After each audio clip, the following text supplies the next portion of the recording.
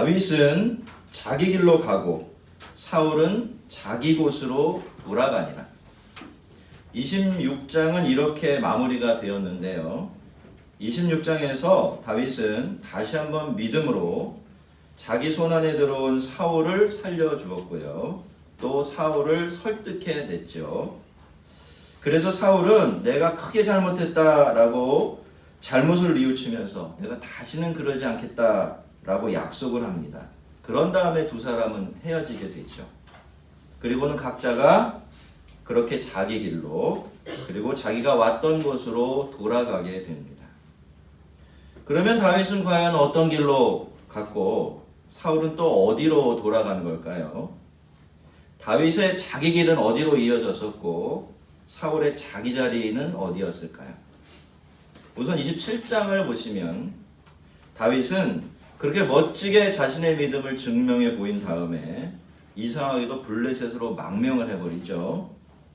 사울에게 자기 입으로 절대로 나를 이방인의 땅에 보내지 말라고, 거기서 나를 죽게 하지 말라고 아주 간청하고 또 간청을 했으면서도 조금 시간이 흐르자마자 곧바로 자기 발로 스스로 걸어서 블레셋 땅으로 들어갔습니다.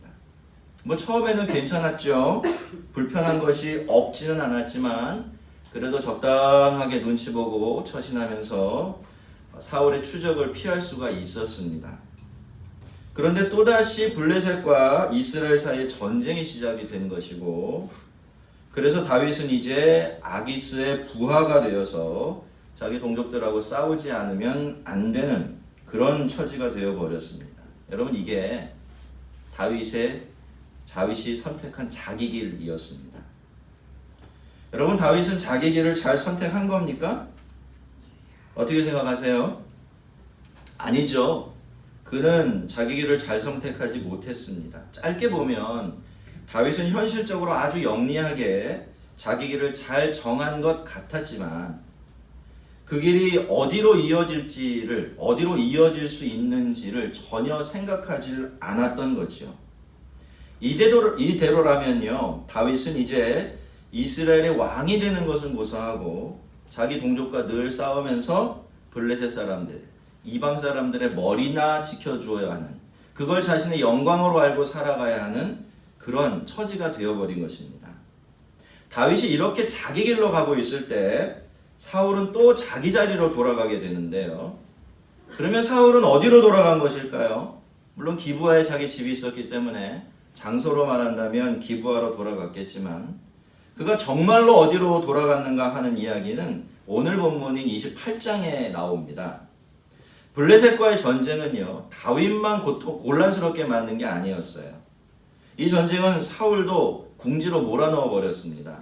4절을 보시면 블레셋이 수넴이라는 곳까지 쳐들어와서 진을 쳤다라고 되어 있는데요. 수넴이 어디에 있을까요? 이스라엘 평야라는 곳에 있어요. 이스라엘은 하나님이 씨 뿌리신다라는 뜻이거든요. 이름만 봐도 무슨 뜻인지 아시겠죠? 이 이스라엘 평야라는 것은 이스라엘의 곡창지대예요. 그리고 이 이스라엘이 어디에 있느냐 하면은 이스라엘이 이렇게 길거든요. 긴 한 가운데를 차지하고 있습니다. 수넴은 그 한 가운데 박혀 있고요. 그러니까 이게 무슨 뜻입니까? 수넴까지 블레셋 백성들이, 그죠? 군대들이 쳐들어왔다라는 것은 그만큼 그 당시에 이 블레셋에 이스라엘에 대한 영향력이 막강해져 있었다라는 뜻이고, 그리고 이제 그냥 그런 것으로도 부족해서 이 블레셋 사람들은 이스라엘의 허리를 아래 위로 끊어놓기로 작정을 한 거예요. 자칫 잘못하면 이스라엘의 곡창지대, 식량 창고를 통째로 빼앗겨 버릴 수도 있게 되었죠. 그러니까 너무나 중요한 일이 벌어진 겁니다. 전대미문에 아주 위기가 발생을 한 거예요. 그래서 사울도 그냥 내버려 둘 수가 없겠죠. 그래서 어디로 가냐면 바로 그 수넴 건너편에 있는 길보아 산으로 군대들을 모아서 가게 되는데, 가서 막상 블레셋 군대를 딱 보니까 그 기세에 기가 질린 거예요. 겁을 벌컥 집어먹게 된 겁니다. 뭘 해야 하긴 하는데 도대체 뭘 어떻게 해야 될지 모르는 공황 상태에 빠져버리고 말아요. 그래서 사울이 어떻게 합니까? 어떻게 해요? 하나님께 물어요.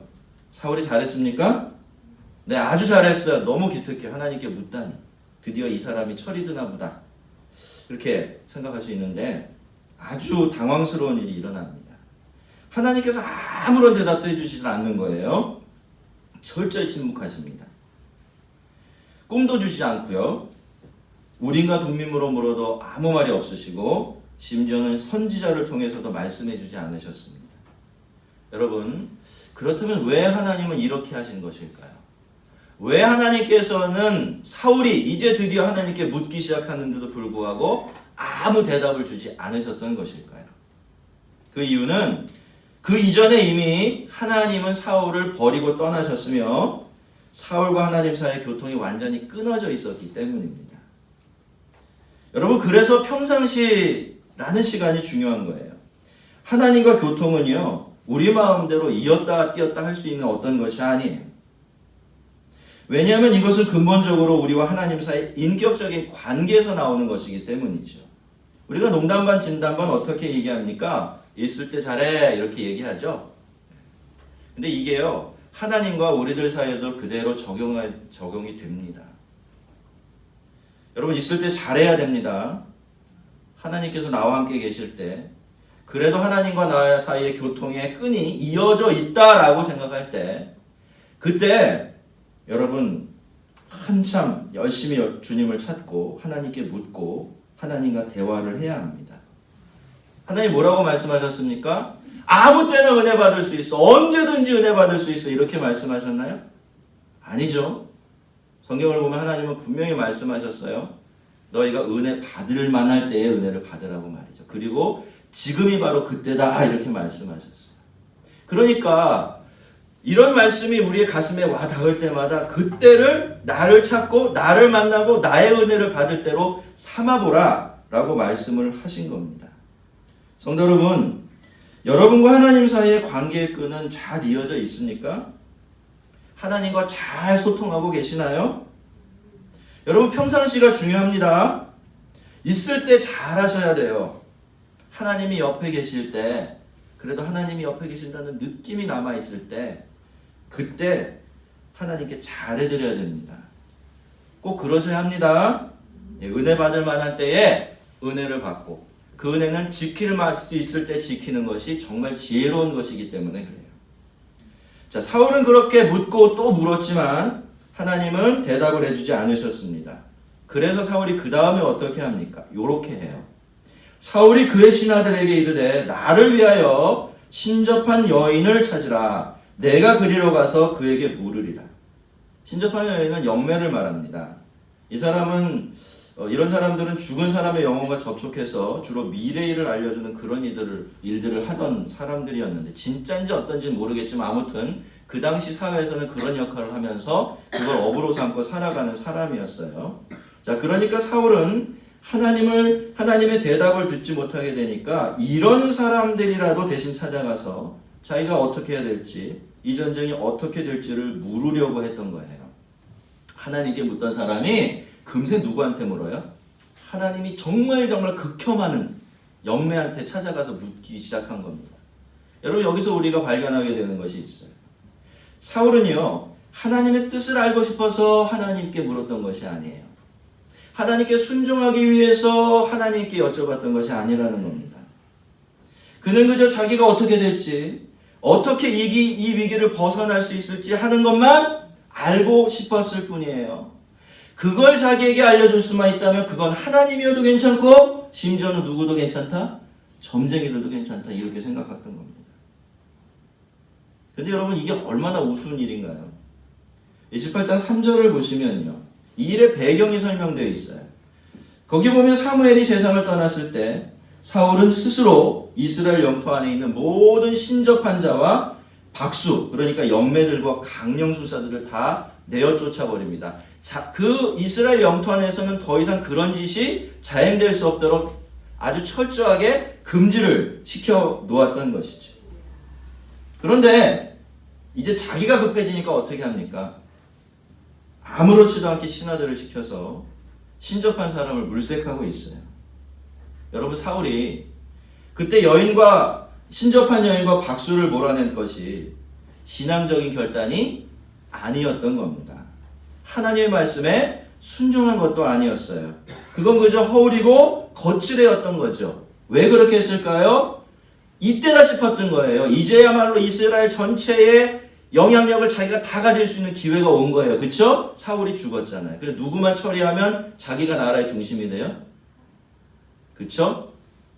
그렇게 사람들이 찾아가서 묻는 사이비, 그 사람들만 없애면 자기가 나라의 중심이 되는 거예요. 자기밖에 백성들이 찾아와서 물을 사람이 없어지는 거죠.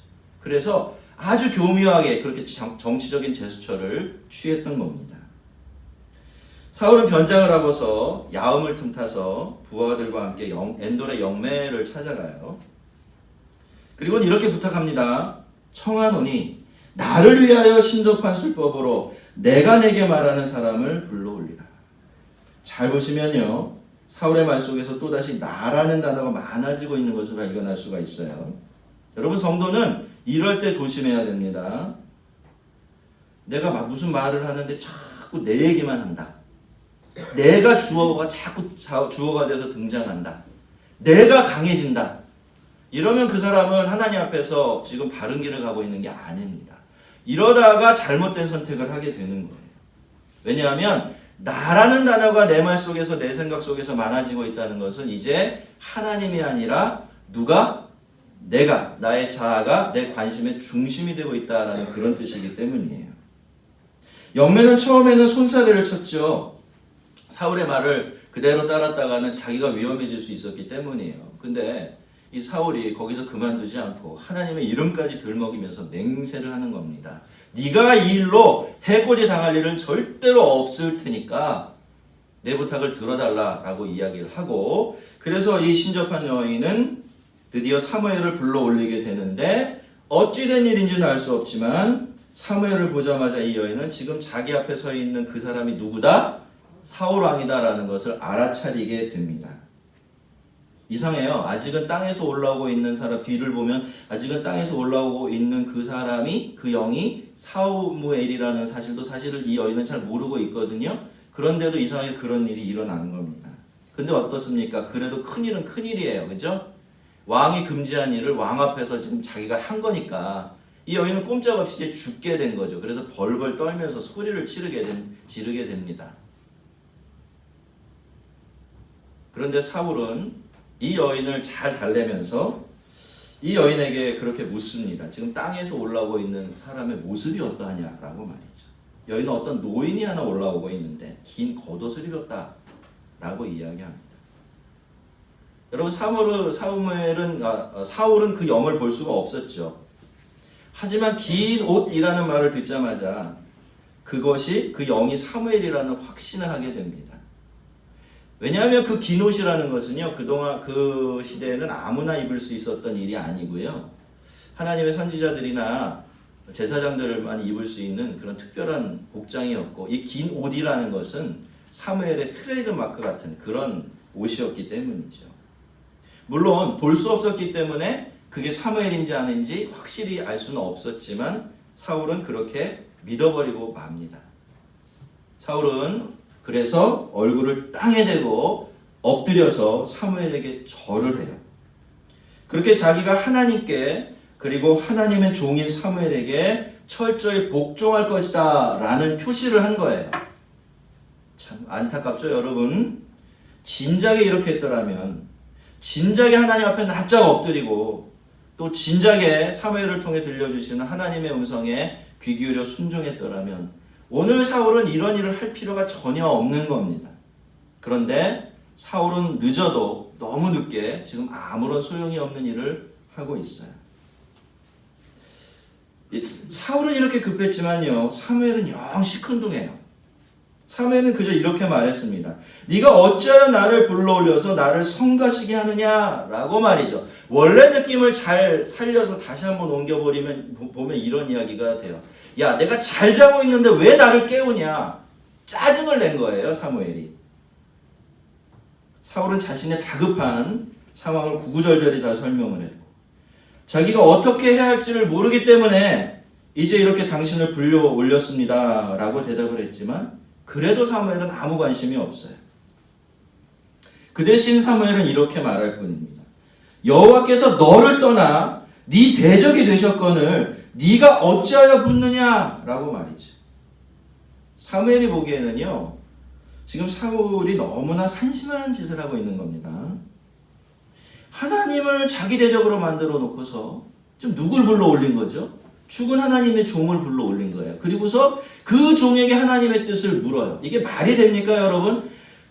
주인이 대답을 하는데 종이 어떻게 마음대로 대답을 해줄 수 있어요? 그러니까 사무엘은 이 사울에게 사실 아무런 대답도 해줄 말이 없었어요.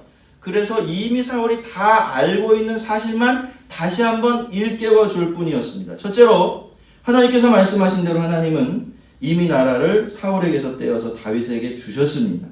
둘째로, 이 지경이 된 것은 다 사울이 하나님의 말씀에 순종하지 않았기 때문이에요.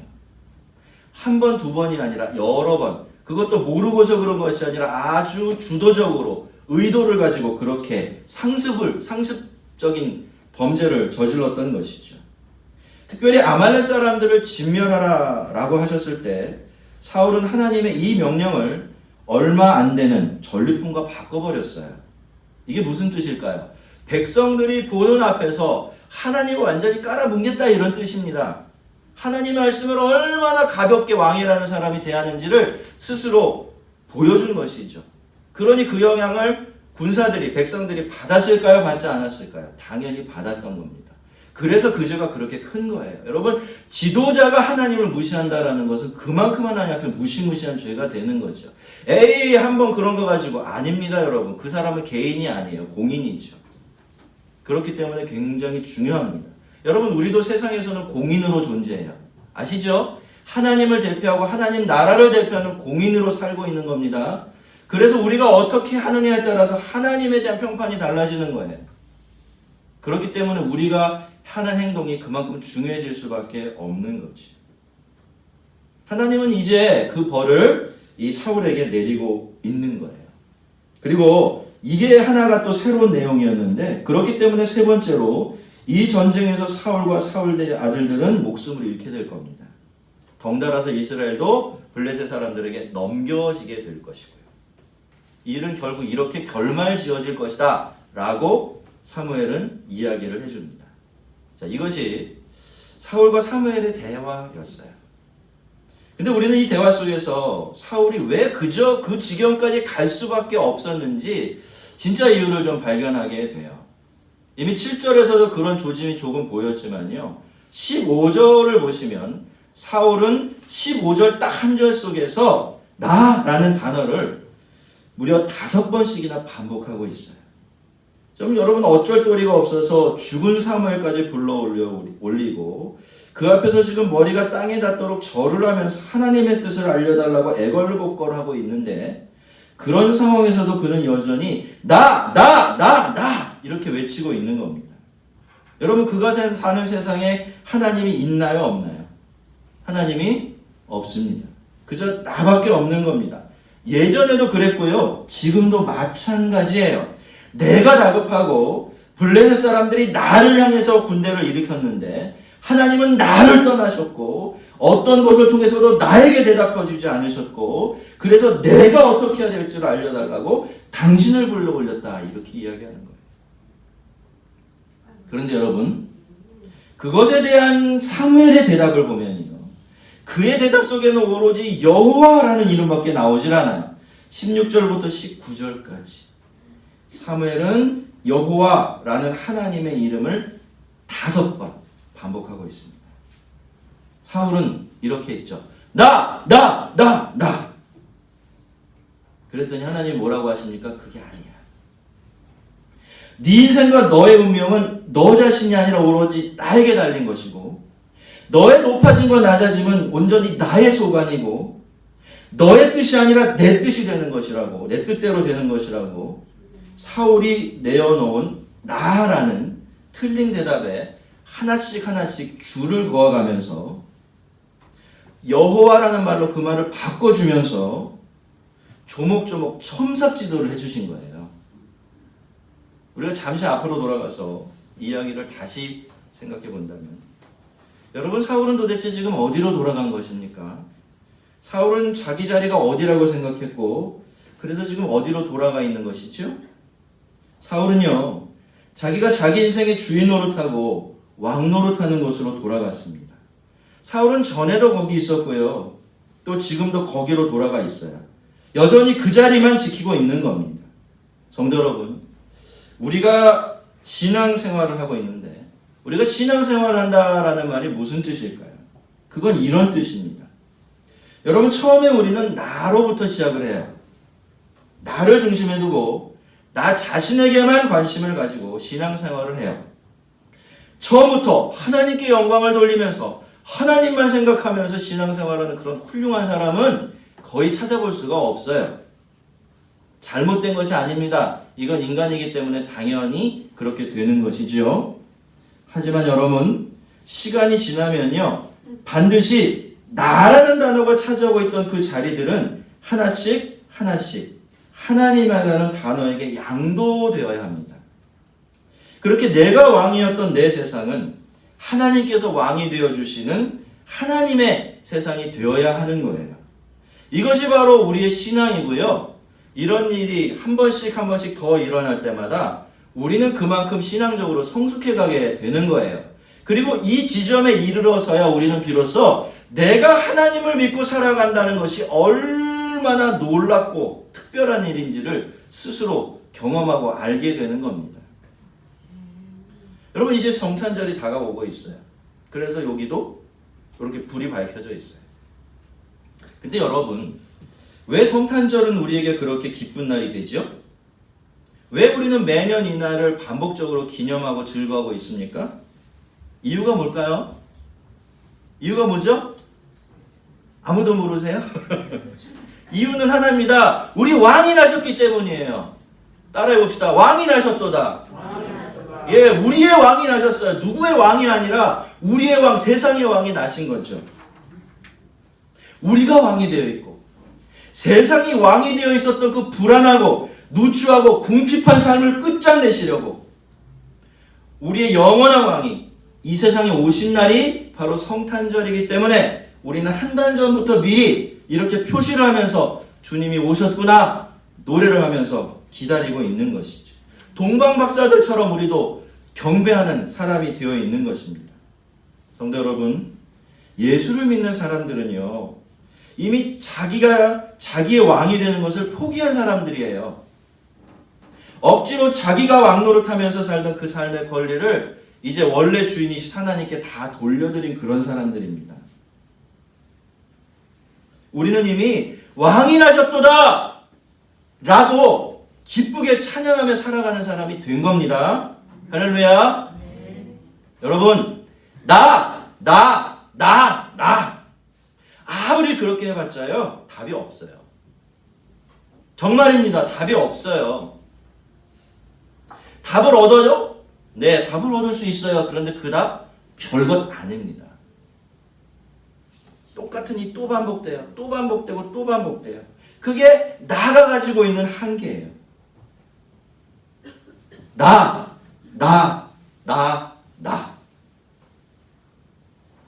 이 나가 하나씩 하나님으로 바뀌어질 때 그때 들려오는 하나님의 말씀이 우리의 인생이 참되고 영원한 답이 될 수 있는 겁니다. 사무엘의 대답을 들은 사울, 다리가 풀려서 그 자리에 털썩 주저앉고 맙니다. 사무엘의 말이 너무나 두려웠고 그렇게 몰래 그 여인 만나러 오는 통에 하루 종일 아무것도 못 먹기 때문이었어요. 그렇게 지금 이 사울은요, 자신의 몸도 영혼도 다 탈진한 상태에 이르는 겁니다. 사울은 아마 아무것도 하기 싫었을 거예요. 그냥 여기서 확 죽어버리고 싶다 이런 생각을 했을 것이 분명합니다. 이제는 아무런 소망이 없는 것이니까요. 하지만 신접한 여인은 왕을 그렇게 그냥 내버려 둘 수가 없어서 간절하게 부탁을 해서 그에게 음식을 제공하려고 하죠. 물론 사울은 처음에는 거절했습니다. 내일이면 자기도 죽고 자녀도 죽는다는데 자기 온 가족에 대한 사형 선고가 이미 내려져 있는데 뭘 먹어서 힘을 차릴 이유가 있겠습니까? 그렇지만 계속해서 간곡하게 부탁하는 부탁 때문에 결국에는 이 사울이 이 여인의 말을 따릅니다. 사울이 가져다주는 음식을 먹는데요. 여러분, 이것이 사울의 마지막 만찬이에요. 그리고 사울은 사형수의 마지막 만찬 같은 이 음식을 먹고서 겨우겨우 이스라엘 진영으로 돌아가게 됩니다. 아무런 답도 없고 소망도 없이 왔던 것으로 그저 돌아가게 된 거예요. 여러분, 사람들이 하나님을 떠나고요, 하나님의 뜻에 순종하지 않는 것은 그렇게 하면 훨씬 더 대단해질 것이다 라고 믿고 있기 때문입니다. 적어도 잃는 것보다는 얻는 것이 많을 것이다 라고 생각하고 있기 때문이죠. 그렇지 않으면 절대로 인간은 하나님의 뜻을 떠나고 하나님을 떠나지 않을 겁니다. 왜 그렇죠? 인간은 머리가 좋거든요. 절대로 손해보는 장사는 안 해요. 여러분, 착각하면 안 됩니다. 우리가 억지로 죄를 짓는 게 아니에요. 억지로 하나님으로부터 멀어지는 게 아니에요. 우리의 내면에서는 그것이 우리에게 주는 만족이 하나님을 따르고 주님의 말씀을 따를 때보다 훨씬 더 크고 많다라는 생각이 있기 때문에 그렇게 하는 겁니다. 그런데 여러분, 하나님을 떠난 인간이 결국에 섬기게 되는 것이 무엇입니까? 기껏해야 자기 자신이고요. 기껏해야 우상이에요. 하나님의 말씀에 귀 기울이지 않으면 신접한 여인의 귀를 기울여야 돼요. 하나님의 말씀에 순종하지 않으면 귀신의 목소리 같은 이 세상의 실체 없는 목소리에 이야기들에 순종하게 되는 겁니다. 하지만 그래서 뭔가 얻을 것이 더 많다면 좋겠는데 그렇지도 않아요. 여러분, 그래서 얻을 수 있는 것이 무엇일까요? 거기에 대해서는 오늘 마지막 구절이 그 답을 이렇게 알려주고 있습니다. 그들이 먹고 일어나서 그 밤에 가니라. 그들이 먹고 일어나서 그 밤에 가니라. 여러분, 사울은 밤에 야음을 틈타서 어둠 속에서 신접한 여인을 찾아왔었어요. 그렇죠? 하지만 사울이 빛을 보았나요? 보지 못했나요? 보지 못했습니다. 빛을 찾지도 못했어요. 그래서 그는 이제 다시 더 짙은 어둠 속으로 돌아갈 수밖에 없었던 겁니다. 여러분, 다윗은 자기 길로 갔어요. 사울은 자기 곳으로 갔죠? 하지만 거기는 뭐가 없었습니까? 누가 계시지 않았습니까? 하나님이 계시지 않았어요. 그래서 빛이 없었던 겁니다. 자기가 왕 노릇하고 자가 주인 노릇하는 곳에서는 하나님이 계실 수 없기 때문이에요. 성도 여러분, 하나님은 빛이십니다. 오직 하나님만이 빛되어 주십니다. 하지만 우리는 어떤가요? 우리는 어둠입니다. 우리의 자아는 어둠 속에 있어요. 그래서 우리는 우리 자아의 목소리에 너무 귀 기울여서도 안 되고 그 목소리에 순종해서는 더더욱 안 됩니다. 그러면 다윗처럼 블레셋 땅으로 가게 되고, 그러면 사울처럼 엔돌의 신접한 여인에게로 갈 수밖에 없습니다. 여러분, 하나님께 물으십시오. 하나님께 물으면 반드시 대답해 주십니다. 그리고 하나님께서 주시는 그 대답이 우리를 참 빛으로 인도하는 유일한 도구가 될 수 있습니다. 성도 여러분, 이 복된 길은요, 우리 왕으로 오신 예수 그리스도를 통해서 이미 열려 있습니다. 은혜의 보좌로 나아가는 길이 여러분 앞에 활짝 열려 있어요. 그리고 빛들의 아버지이신 우리 하나님께서 거기 계십니다. 우리는 더 이상 나름대로 답을 찾겠다고 여기 기웃거리고 저기 기웃거리면서 헤매야 되는 그런 인생이 아닌 거예요. 왜 예수를 믿고 하나님을 알면서도 자꾸 사람들의 말에, 사람들의 의견에 귀를 빌려줍니까? 물론 사람들의 말에도 귀를 기울여야 돼요. 그들의 말도 경청을 해야 되죠? 그러나 우리가 진짜로 귀 기울이고 따라가야 될 것은 무엇입니까? 우리 하나님, 빛 대신 하나님의 말씀이에요. 그분의 음성이지요. 그분의 말씀에 귀 기울이고 그 말씀에 순종하게 되어질 때 우리 앞에는 환하게 열린 빛이 비춰지는 하늘길이 열리게 되는 것입니다. 언제나 하나님이 이끄시는 길이 내가 가야 할 길이고 하나님께서 계신 곳이 내가 있어야 될 곳이라는 거 잊지 마십시오. 하나님이 이끄시는 길이 내가 가야 할 길이고 하나님께서 계신 곳이 내가 있어야 할 나의 자리임을 잊지 마십시오. 그 길을, 가장 복된 그 길 꼭 걸어가시고 가장 복된 자리를 지킬 줄 아는 성도들 되시기를 주님의 이름으로 축원합니다. 우리 한번 기도하겠습니다.